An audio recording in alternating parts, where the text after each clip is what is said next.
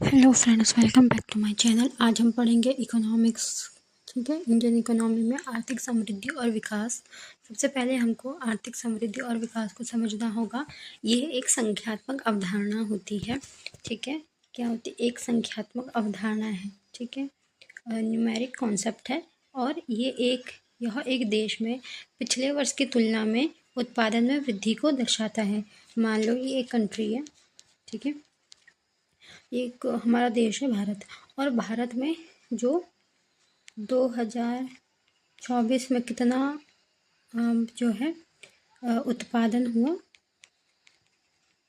और 2025 में कितना उत्पादन हुआ। ठीक है, और इन दोनों में से फिर इनमें क्या करेंगे, वृद्धि को दर्शाएगा। अगर 2025 में आपको 200 रुपये का मुनाफा हो रहा है मान लो, तो वो वृद्धि को दर्शाएगा। और अगर 2024 में 100 रुपये का मुनाफा हुआ है, 100 रुपये होगा, और अगले वर्ष में ये 200 रुपये हो गया, मतलब 100 रुपये का हमको जो है प्रॉफिट हो गया मान लो। ठीक है, वहीं अगर हमने यहाँ पे 50 रुपये का, अगर 2025 में 50 रुपये का अगर हमको प्रॉफिट हुआ, तो 2024 में 100 हुआ, यानी हम लॉस में चले गए। ठीक है, तो ये जो है आपकी एक संख्यात्मक अवधारणा है, जो एक देश में पिछले वर्ष में, यानी कि प्रीवियस ईयर में जितना भी उत्पादन हुआ उसमें आय में जो है वृद्धि को दर्शाते हैं। यहाँ पे वृद्धि को दर्शाने के लिए यूज़ होता है, लॉस को नहीं, वृद्धि को दर्शाने के लिए यूज़ होता है। वो मैंने एग्जाम्पल दिया था। ठीक है, और कुल उत्पादन के मौद्रिक मूल्य में वृद्धि को बताता है, यानी कुल उत्पादन कितना हुआ और उसमें मौद्रिक मूल्य में वृद्धि कितनी हुई। जैसे कि एक हमें 100 रुपये की वस्तु थी, हमने 10 वस्तु बेच दी, 1000 रुपये मिल गए। हमने 110 वस्तुएं बेची, 10 रुपये में बेची, हमको यहाँ 1100 रुपये मिले। तो यहाँ पे 100 रुपये का हमको क्या हो गया, प्रॉफिट हो गया। ठीक है, और समृद्धि कितने प्रकार की होती है? समृद्धि 3 प्रकार की होती है, सकारात्मक, नकारात्मक और बराबर, यानी कि पॉजिटिव, नेगेटिव और इक्वल, बराबर, शून्य। मान लो सकारात्मक 2022 में मान लो कि 100 रुपये हमको मिले, 2023 में 110 रुपये हमको प्राप्त हो गए, यानी 10% ज़्यादा की वृद्धि हो गई। ठीक है, ये हो गया सकारात्मक। अगर हमने 100 ही रुपये 2022 में लिए और 90 रुपये हमको मिले, तो 10% की कमी हो गई, यानी हम लॉस में चले गए, नकारात्मक, जो मैंने अभी एग्जाम्पल दिया।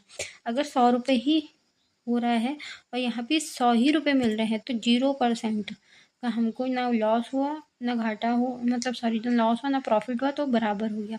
तो जो समृद्धि है वो 3 प्रकार की होती है, सकारात्मक, नकारात्मक और बराबर। बहुत इजी था, रिवीजन के पर्पज से लेना है। फिर है विकास। विकास क्या है? मानवीय गुणों में वृद्धि करना है। मानवीय गुणों में वृद्धि करने को ही विकास कहा जाता है।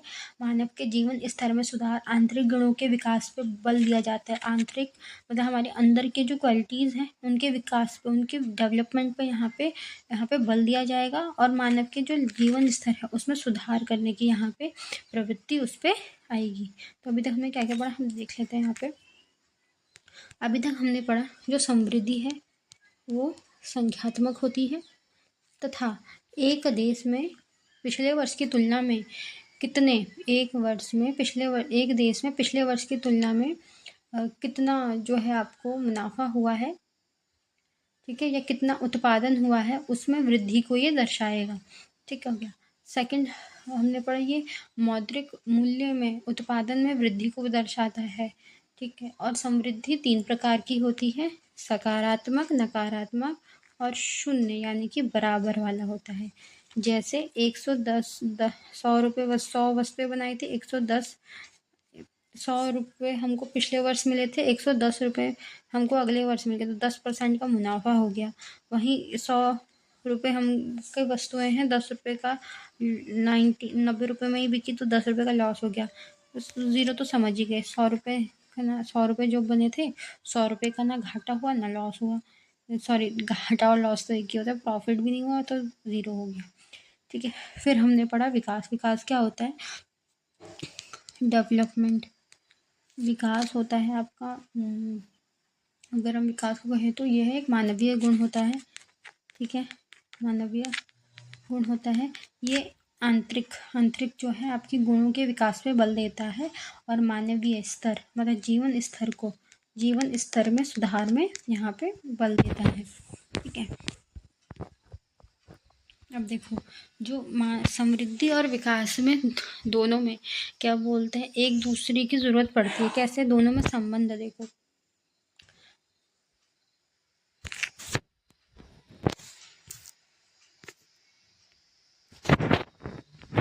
अब संबंध देखेंगे, ये समृद्धि है, ये विकास है, और इनके बीच में आएगा रोजगार, ज़रूरतें पूरी होंगी, पैसा भी मिलेगा, श्रम भी चाहिए। देखो अगर हमें समृद्धि हो रही है तो कहीं ना कहीं हमको मानव तो चाहिए भाई, वो एक मानव संसाधन जो मैंने ज्योग्राफी में पढ़ाया था, याद होगा आपको। तो जो मानव होता है वो एक संसाधन के रूप में जब कार्य करता है तो मानव का क्या होता है, विकास तो होता ही होता है, ऊपर से देश में जो है समृद्धि भी आती है। ठीक है, तो लोगों की ज़रूरतें पूरी होंगी, रोजगार मिलेगा। ठीक है, और श्रम कैसे मिलेगा हमको, लोगों से ही मिलेगा, और उसका क्या होगा, विकास होगा, रोजगार बढ़ेगा, ज़रूरतें पूरी होंगी, पूंजी और पैसा आएगा देश में, मांग बढ़ेगी, दोनों एक दूसरे पर निर्भर हैं, यानी कि समृद्धि और विकास एक दूसरे पे निर्भर हैं। समृद्धि क्या होती है, ज़्यादा उत्पादन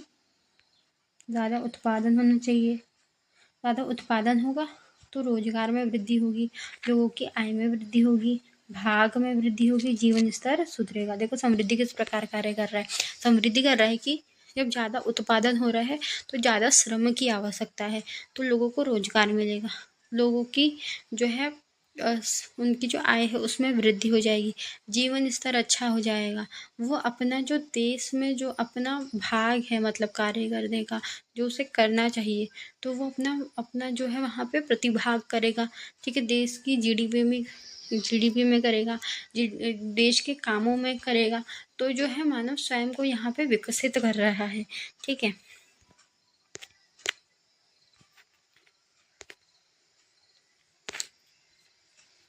फिर यहाँ आर्थिक समृद्धि होगी, ज़्यादा बढ़ेगा तो उत्पादन बढ़ेगा, समृद्धि बढ़ेगी तो उत्पादन भी बढ़ेगा, ज़्यादा राजस्व होगा, रोजगार में वृद्धि, आय में वृद्धि होगी।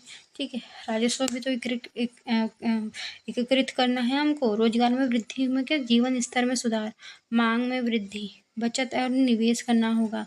ठीक है, मांग में वृद्धि यानी कि हमको जब मांग में वृद्धि होगी तो बाजार का विकास भी हमको करना पड़ेगा, ज़्यादा राजस्व मिलने का तो सामाजिक कल्याण में उसे लगाना पड़ेगा, इंफ्रास्ट्रक्चर यानी कि आधारभूत ढांचे का विकास करना पड़ेगा, प्रशासन में सुधार करना पड़ेगा। ठीक है,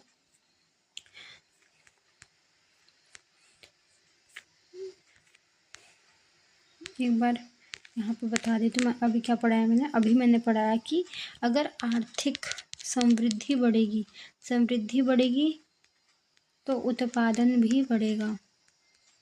ठीक है, फिर हमको राजस्व मिलेगा। ठीक है, रोजगार में वृद्धि होगी। ठीक है, रोजगार में वृद्धि के साथ क्या होगा, जीवन स्तर में सुधार होगा, मांग में वृद्धि के साथ बाजार का विकास करना पड़ेगा, बचत और निवेश करना पड़ेगा, राजस्व अगर आएगा तो सामाजिक कल्याण पे हमको बल देना पड़ेगा, प्रशासनिक सुधार करना पड़ेगा, इंफ्रास्ट्रक्चर आधारभूत ढांचे का हमको विकास करना पड़ेगा। अब यहाँ पे करंट अफेयर था, भारत की संभावित समृद्धि दर जून 2025 का करंट अफेयर है। विश्व बैंक की रिपोर्ट है कि हमारी जो आर्थिक समृद्धि है वो 6.7 से घटकर 6.3% हो गई है। फाइनेंशियल ईयर 2026 6.3 अनुमानित है अभी। ठीक है, यानी कि 0.4% की कटौती यहाँ पे होगी, रिडक्शन होगा यहाँ पे। ठीक है, मैंने क्या बताया कि जून 2025 का करंट अफेयर है, वर्ल्ड बैंक की रिपोर्ट है जो अभी समृद्धि हो रही है 6.7 से घटकर 6.3 हो गई है, अनुमानितः 0.4 कटौती हो गई है। भारत में प्रमुख बीपी यानी कि यूएसए मतलब ई और ईयू। ठीक है, संयुक्त राज्य अमीरात की बात करिए, मांग वहाँ पे कम हो गई है हमारी। ठीक है, मांग कम हो रही है, जो हमारी वस्तुएं हैं उनकी जो मांगे हैं वो यहाँ 2 कंट्रीज में कम हो रही हैं और निवेश में अनिश्चितता आ रही है। निवेश में अनिश्चितता आ रही है, मांग में कमी आ रही है। अगर फाइनेंशियल ईयर 27-28 में ये 6.6 अनुमानित हो सकती है, ठीक है। सर्विस सेक्टर में जो स्पीड बनाए रखने में ये औद्योगिक उत्पादन जो है धीमा हो रहा है, और एग्रीकल्चर क्या बोलते हैं, जो एग्रीकल्चर सेक्टर है वो बना हुआ है, औद्योगिक उत्पादन धीमा हो रहा है, और आपके जो होते सर्विस सेक्टर में वृद्धि हो रही है, सर्विसों में बहुत ज़्यादा वृद्धि हो रही है। तो इसका कारण क्या क्या हो रहा है? निर्यात में हम गिरावट पे हो रहे हैं, अंतर्राष्ट्रीय मांग कम हो रही है, व्यापार में संरक्षणवाद आ रहा है, वैश्विक नीति में अनिश्चितता, निवेशकों पे जो आय है वो भारत में निवेश जो है कम हो रहा है, भारत में निवेश कम हो रहा है।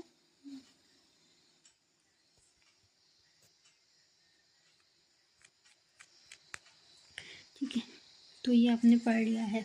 तो वर्ल्ड बैंक की रिपोर्ट है वो बहुत ज़्यादा इंपॉर्टेंट बन जाते हैं। यहाँ पे उन्होंने क्या क्या क्या है, अनुमान क्या लगा रखा, मतलब हमारे उसमें निर्यात में कमी आ रही है, निवेश कम हो रहा है, और जहाँ से हम मांग में, अंतर्राष्ट्रीय मांग हमारी जो है बाजार की वहाँ कम हो रही है, व्यापार में संरक्षण वाद को बढ़ावा मिल रहा है, वैश्विक नीति में कहीं ना कहीं अनिश्चितता हो आ रही है।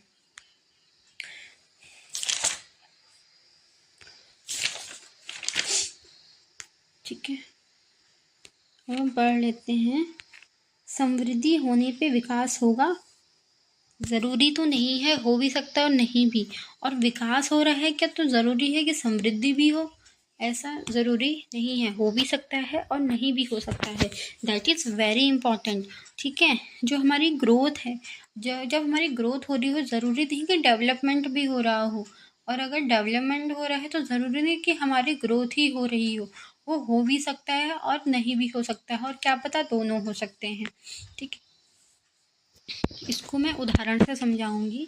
जैसे मान लो हमारी जो शरीर होता है हमारा, ठीक है, तो क्या होता है, हम निरंतरता हम विकास कर रहे होते हैं, हमारी वृद्धि रुक सकती है, हमारे शरीर की वृद्धि रुक सकती है, ग्रोथ रुक सकती है, लेकिन हमारा जो विकास है वो नहीं रुक सकता है। या तो विकास रुक सकता है तो ग्रोथ हो सकती है। तो शरीर का जैसा पैटर्न होता है वो उसी प्रकार से अपना फंक्शन करती है, उसी प्रकार देश भी एक ढांचे के रूप में जो है प्रवेश करता है। हमारा जो मतलब क्या बोलते हैं, समृद्धि है ना, उसे एक शरीर मान लो, वो शरीर है। शरीर कैसे फंक्शन करता है?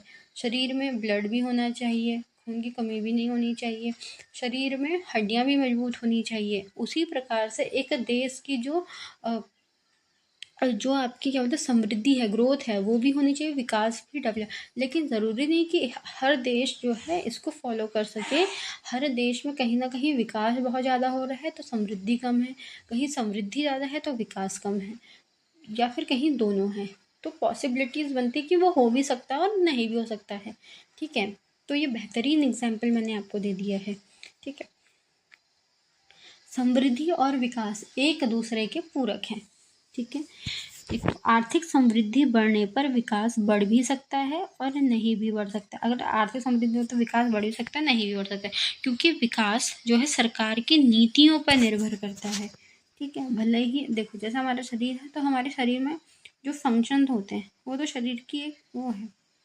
ठीक है, लेकिन अगर मान लो किसी को खून की कमी है तो उसको ब्लड चढ़ाया जाएगा ना, तो वो उस पर डिपेंड हो जाएगा। जैसे एक शरीर है, किसी को अगर दवाइयों की ज़रूरत पड़ती है ठीक होने के लिए तो वो दवाइयों पे निर्भर हो जाएगा। उसी प्रकार से जो है हमारी जो हमारा जो देश है वो किस पे निर्भर है, वो सरकार की नीतियों पे निर्भर है। आपको राशन मिलता है, कई प्रकार के हॉस्पिटल बनाए गए हैं, सरकारी कॉलेजेस बनाए गए हैं, सरकारी दफ्तर बनाए गए हैं। तो ये जो है क्या कर रहा है, तो हम निर्भर हो रहे हैं हर चीज़ पे, ठीक है। तो हमें सरकार की जो नीतियाँ हैं, अगर उसको तभी तो हम सरकार वैश्विक नीति पे कमी क्यों आ रही है, वैश्विक नीति पे कमी इसीलिए आ रही है क्योंकि कहीं ना कहीं सरकार जो है उस पॉलिसी को बनाने में नाकामयाब हो गई या फॉलो करने में नाकामयाब हो गए हैं लोग। तो सरकार को जो है नई नई नीतियों को अनुपालित करना चाहिए, ताकि जो नीतियाँ हैं उन्हें जो कितनी पहुँच तक हम लोगों तक पहुँचा सकें, उन नीतियों का कार्यान्वयन प्रशासन बहुत अच्छे तरीके से हो, जो वस्तुएं हैं उनका जो है बिल्कुल वो स्मूथली जो है उनका कार्य जो है बिल्कुल ही प्रशासनिक तरीके से हो, ठीक है। उनका मतलब किसान तो उगा लेगा अच्छे से, लेकिन वो किसान जो है गेहूँ मंडी से सब्जियां होती हैं या फिर वीट होते हैं, राइस वो पैडी होता है आपका, धान होता है, तो वो उसको जो मार्केट में बेचने का उसको सही दाम भी तो मिलना चाहिए। तो सरकार को ऐसी नीतियां अच्छे से बनाई गई हैं जो किसानों के हक में हो। कुछ नीतियां ऐसी भी हैं जो हक में नहीं भी होती हैं, तो ये सरकार पे पूरी तरह निर्भरता रहती है हमारी, ठीक है। तो कोई भी सरकार है, किसी भी सरकार की बात हो रही है यहाँ पे, जब आप इतिहास में जाओगे अनेक सरकारें आपको मिलेगी, तो किस प्रकार किस किस ने कैसी नीतियाँ अपनाई, कैसी पॉलिसीज अपनाई, पंचवर्षीय योजनाएं क्यों लाई गई, ठीक है, क्योंकि उस समय की वो ज़रूरत थी, ठीक है। एजुकेशन पॉलिसी में बदलाव आया, अभी न्यू एजुकेशन पॉलिसी आई है, तो न्यू एजुकेशन लाने को ज़रूरत, क्योंकि आज की आवश्यकता के अनुरूप उसको बनाया गया है। तो सरकार जो जो नीतियाँ लाती हैं हम उस पर निर्भर रहते हैं, सही बात है, तभी तो हमारा विकास होता है। संसाधन उच्च समृद्धि का लाभ कैसे उठाया जाएगा, ठीक है, हाँ बिल्कुल, जो संसाधन है उच्च समृद्धि का लाभ कैसे उठाया जाएगा, जब तक सरकार की नीतियाँ लोगों की पहुँच तक सुनिश्चित नहीं हो जाएगी तो संसाधन कैसे कार्य करेगा, संसाधन को कार्य करेगा जब वो नीतियाँ पहुँच तक सुनिश्चित हो जाएंगी, तभी समृद्धि का लाभ मिलेगा। भारत की स्थिति, उच्च आर्थिक समृद्धि 6%, निम्न विकास यूएनडीपी 130वीं रैंक है, इसे अपडेट करना पड़ेगा, ठीक है। यूएनडीपी के अनुसार अभी हम कौन सी स्थिति पे हैं मैं आपको बताती हूँ अभी, ठीक है। तो आर्थिक समृद्धि 6% है, निम्न विकास यूएनडीपी के अनुसार अभी हम जो हैं 130वीं रैंक पे हैं। पहले जो है हम 193 पे ही थे, उससे मतलब अभी थोड़ी स्थिति जो है अच्छी हो गई। मानव विकास सूचकांक इंडेक्स आप देखेंगे तो मानव विकास सूचकांक इंडेक्स में बता देती हूँ कि 130वां स्थान है, यूएनडीपी ने जारी कर रखा है, जिसमें जीवन प्रत्याशा, शिक्षा, ये सारी चीज़ें को आकलन करके ही रैंक दी जाती है। क्या कारण है? उचित नीतियों का अभाव, नीतियों का सही क्रियान्वयन ना होना, जो मैंने बता दिया। उचित नीतियाँ नहीं आएंगी तो कुछ भी नहीं हो पाएगा। तो उचित नीतियों का अभाव होता है, नीतियों का क्रियान्वयन किस प्रकार करना होता है पता ही नहीं होता है। तो भ्रष्टाचार, जागरूक ना होना, सरकार की इच्छा शक्ति का अभाव, प्रशासनिक समस्या, सेंट्रल स्टेट संबंध, समृद्धि केवल कुछ लोगों तक ही सीमित होना, निम्न स्तरीय सभी वर्गों तक क्षेत्रों की भागीदारी ना होना।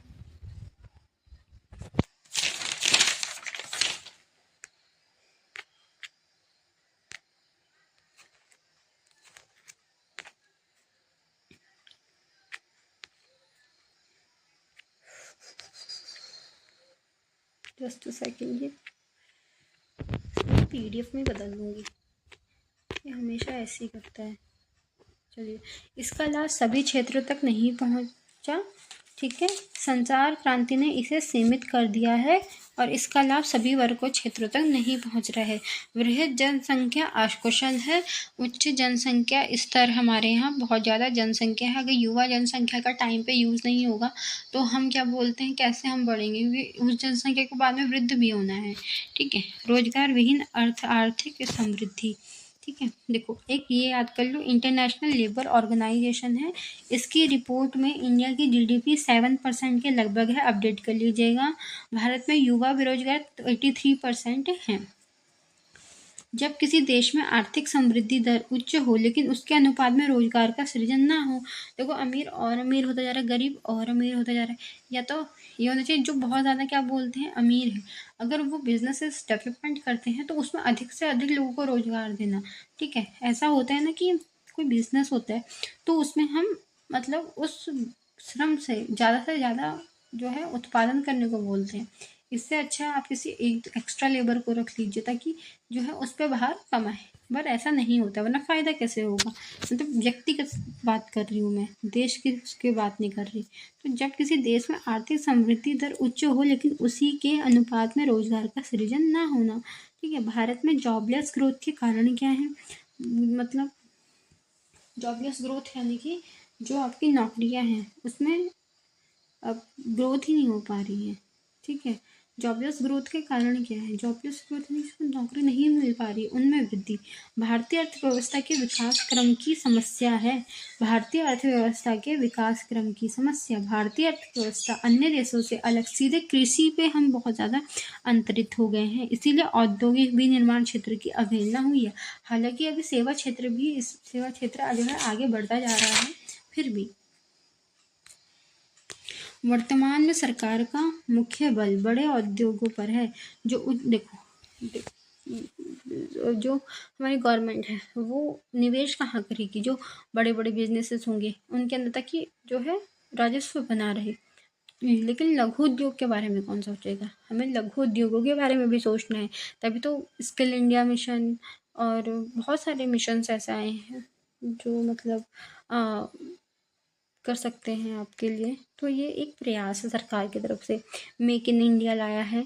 वर्तमान में सरकार का मुख्य बल है कि बड़े उद्योगों जो उच्च तकनीकी प्रबंध पर आधारित हैं, अर्थात लघु सूक्ष्म उद्योगों को उतना बढ़ावा नहीं मिलता। इनमें वर्तमान संचार तकनीकी, आर्टिफिशियल इंटेलिजेंस, एआई और रोबोटिक्स में भी इस समस्या को बढ़ावा दे दिया है। जो काम जो है एक श्रमिक कर सकता है, एक श्रम वाला व्यक्ति कर सकता है, उसकी जगह मशीनों ने ले ली है। तो ये भी रोजगार को छीनना मान लो, कुछ भी मान लीजिए आप, हो रहा है। ज्ञान आधारित सेवा क्षेत्र का तीव्र विस्तार हो रहा है। सॉफ्टवेयर इंडस्ट्री 1991 के बाद सॉफ्टवेयर इंडस्ट्री डेवलपमेंट ज़्यादा हुई है। ज्ञान आधारित जो है नॉलेज बेस्ड सर्विसेज हो रही हैं। उद्योगों में पूंजी निर्माण पे कम बल हो रहा है। उद्योगों में पूंजी निर्माण, ठीक है, कम निम्न स्तरीय आधारभूत ढांचा यानी कि लो लेवल जो आपका इंफ्रास्ट्रक्चर का वो है ढांचा है, वो है अकुशल श्रम, बृहद स्तर, एआई, रोबोटिक संचार पे बल, प्रारंभिक लागत ज़्यादा परंतु बाद में मानव श्रम की तुलना में बहुत कम, गाड़ी की गुणवत्ता पे निरंतरता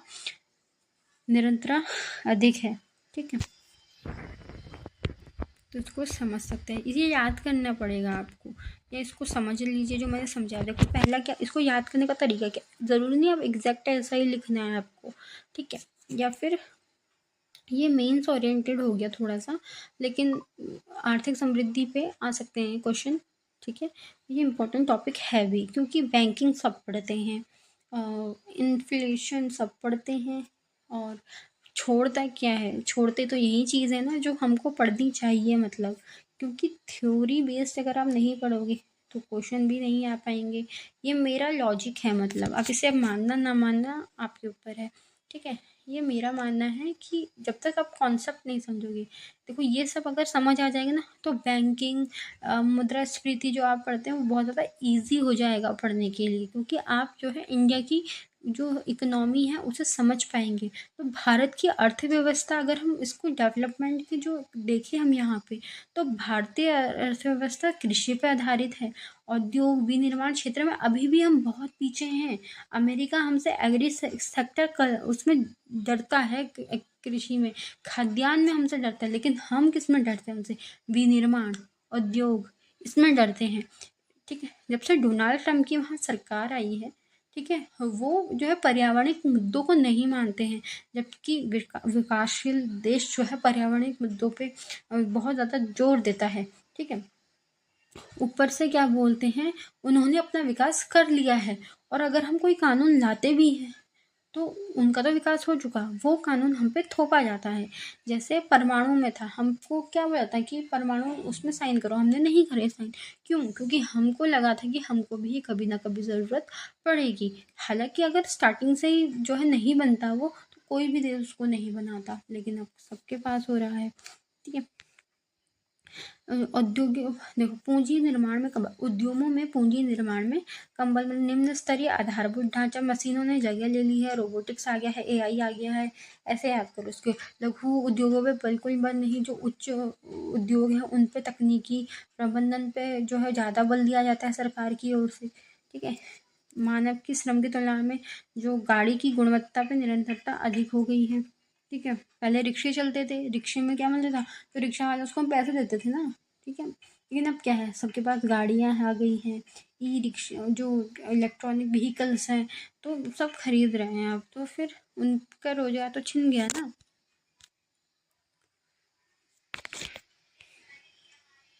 हिंदू ग्रोथ रेट क्या होती है, याद कर लीजिए। अवधारणा प्रोफेसर राजकृष्ण ने दी थी, जब आर्थिक समृद्धि दर 3 से 3.5% के बीच होगा तो उसे हिंदू ग्रोथ रेट कहा जाएगा, इतना ही याद रखना है। Hindu growth rate professor Rajkrishna ने दी 3 से 3.5% के बीच, जब क्या बोलता हमारी आर्थिक समृद्धि होगी तो फिर वो हिंदू ग्रोथ रेट कहा जाएगा। इसे अरुण शौरी ने समाजवादी ग्रोथ रेट कहा है। आर्थिक समृद्धि, क्योंकि इससे क्या होगा, आर्थिक समृद्धि का मापन किस प्रकार होगा, मापन हम करें क्योंकि इससे आर्थिक अर्थव्यवस्था की सही तस्वीर निकल कर आती है, ठीक है। क्या आती है, अर्थव्यवस्था की सही जो है तस्वीर निकल कर आती है, और इससे हमें क्षेत्र राज्यों की स्थिति की सही जानकारी यहाँ पे मिलती है, ठीक है। तुलनात्मक अध्ययन कर पाते क्षेत्रों का, राज्यों का, देश का, ठीक है, और देशों का लक्ष्य एवं नीति निर्माण में सहायता कर पाते हैं, ठीक है। मापन के तरीके NI, PCI, प्रति व्यक्ति आय, राष्ट्रीय आय, क्रय विक्रय क्षमता, वृद्धिमान पूंजी उत्पादन, ठीक है, आयकोर, इन सबको पढ़ना है, ठीक है। अब हमने बैकग्राउंड तैयार कर लिया है अपना मोटा मोटा यहाँ पे, तो फिर अब हमको यहाँ पे पता चल जाएगा। देखो क्षेत्र, राज्य और देश, ठीक है, और अच्छी से तस्वीर निकल के आती है सामने, राज्यों की स्थिति की सही जानकारी मिल पाती है। तो हमने बहुत अच्छे से पढ़ा है इसको, बहुत अच्छे से रिवीजन हो गया है। तो अब आगे हम राष्ट्रीय आय ही पढ़ेंगे। तो राष्ट्रीय आय के महत्व, इसकी अवधारणाएं, क्रय शक्ति, फिर डेवलपमेंट का मॉडल पढ़ना है, इंक्लूसिव डेवलपमेंट को पढ़ना है, ठीक है। तो ये सारी चीज़ें, तो चलिए फिर मिलते हैं बाद में, बाय।